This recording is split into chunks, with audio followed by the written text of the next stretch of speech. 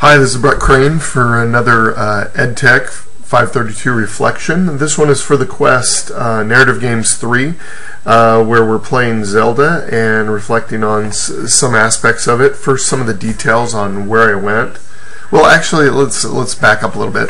I have to admit, being a bit of a gamer, but I kind of missed the whole Zelda thing, because when it came out in, what was it, 86 and 87, I was in the military at that time, jumping out of airplanes, and didn't end up playing a lot of video games at that time that weren't arcade based. And then when this game that I was going to be playing, Link to the Past Zelda, that was like in 91, and that's when I was doing my criminology degree during the day and bouncing and repoing cars at night. So again, didn't have a lot of time playing video games. So I kind of missed the whole Zelda thing. So going back and play this was kind of interesting. As to where I went, I started off, went a lot of east. Got told I was going in the wrong direction. Went down to the maze and started figuring out that I had to keep going back to the maze.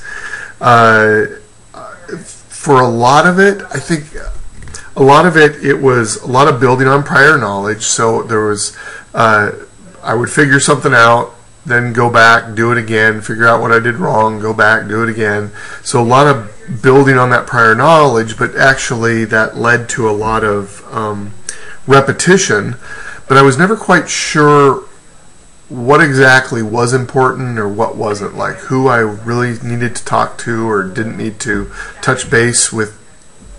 It probably wasn't that complex because I'm used to newer games now where you touch bases with different people and in the different NPCs and such. So there was a lot of repetition, and I was never quite sure what exactly was important. Eventually that got me figuring out what I was supposed to do in the maze, go back to the maze, and started seeing exits that I didn't notice before. Went down to a tombstone area, never quite figured out how I was getting in the little tombstones, whether it was killing the guard or wasn't quite sure how that was working. But I got into a field area, got into a cave, where there was this weird snake thing, and eventually ended up dying.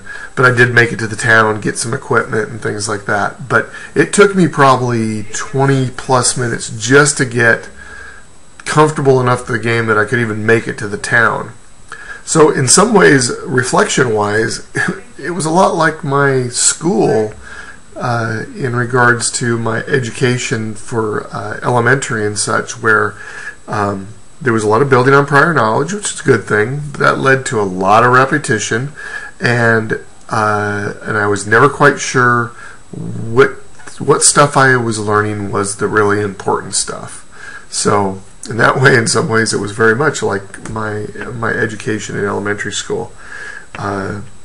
So that's really my reflection. It was an interesting experience to go back and play something like Zelda. And that's about it. Thanks very much.